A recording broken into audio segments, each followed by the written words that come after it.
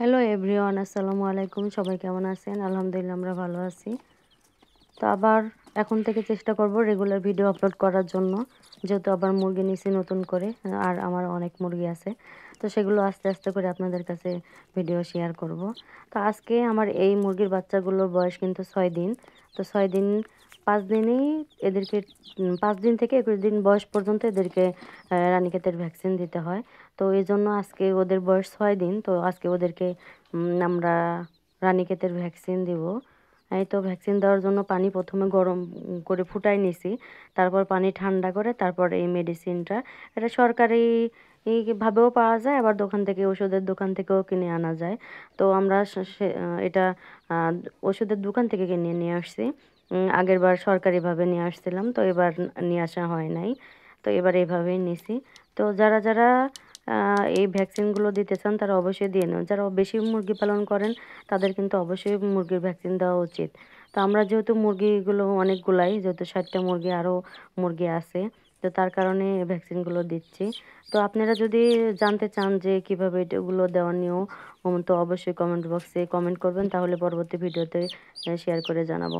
তো এই তো তারপরে একটা একটা করে এদেরকে দিয়ে দিচ্ছি, এক ফোঁটা চোখে আর এক এক ফোঁটা মুখে দিচ্ছি খাওয়ার জন্য। এভাবে একটা একটা করে দিচ্ছি। তো আসলে ওদেরকে দেওয়া খুব কঠিন। মুখে দিলে মুখ খুলতে চায় না, মানে মুখ একদম আটকে থাকে। আর ছোট বাচ্চা, ওদেরকে চাপ দিয়েও ধরা যায় না, ভয় করে যদি ওদের চাপ লাগে। এই কারণে ভয় লাগে, মানে চোখ খুলতে গেলে চোখ বন্ধ করে থাকে। কি একটা অবস্থা ওদেরকে দেওয়ার সময়, মানে নিজে এর ভয় লাগে যে ওদের যদি চাপ লাগে, ওরা যদি মারা যায়, ওরা যদি কষ্ট পায়। এই কারণে সবচেয়ে বেশি ভয় লাগে। তো একদম আস্তে আস্তে কি কষ্ট করে দিচ্ছিলাম, যে যাতে ওদেরকে ব্যথা না লাগে, ওরা কষ্ট না পায়। তো আসলে ওই একটা জিনিস পাললে যে ওদের প্রতি এতটা মায়া হয়, মানে কি বলবো, যারা এগুলো পালে তারা আসলে জানে। ওদের প্রতি আস্তে আস্তে আমার খুব মায়া হয়ে যাচ্ছে। তো এই তো দেওয়া শেষ হয়ে গেছে, তারপরে এই যে খাঁচার মধ্যে রেখে দিছি ভিটামিন ডি পাওয়ার জন্য। যেহেতু ওদের এখন বোর্ডিং চলতেছে, তো রাত্রেবেলা রাখছি। এখন কিন্তু রোদের পরিমাণ খুবই কম। তো রোদের যে মানে তাপটা, সেটা যদি লাগে ওদের জন্য বেশি উপকার। আর ওদের মধ্যে তো সবাই জানেন যে ভিটামিন ডি থাকে, শুধু মানুষের জন্য নয়, পশু পাখির জন্যও অনেক উপকারী। তো তার জন্য আমরা রোদের মধ্যে দিয়ে দিচ্ছি, তো ওরা সুন্দরভাবে আছে, মানে রোদের তাপমাত্রা উপভোগ করতেছে। আর এদিকে আমার ওই মুরগিগুলো আবার দেখতেছে যে কিরে নতুন মুরগি আসছে, এই জন্য মোলাকাত করতেছে, মানে এই জাতি তো।